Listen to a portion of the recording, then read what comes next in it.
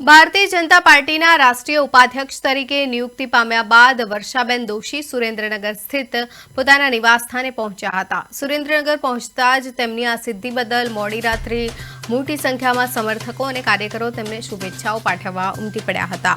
જે સમગ્ર જિલ્લા માટે ગર્વની ક્ષણ બની રહી હતી। વર્ષાબેન દોશીએ શિક્ષકથી લઈને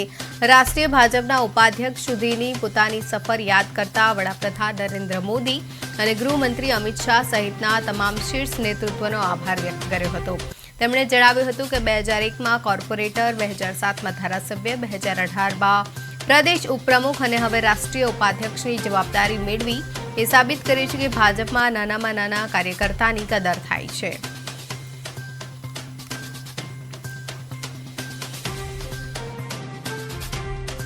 મેં કોઈ દિવસ અપેક્ષા કરી નહોતી અને પાર્ટીએ મને આ પદ આપ્યું છે ત્યારે હું દેશના વડાપ્રધાન પરમ આદરણીય નરેન્દ્રભાઈ મોદી સાહેબ,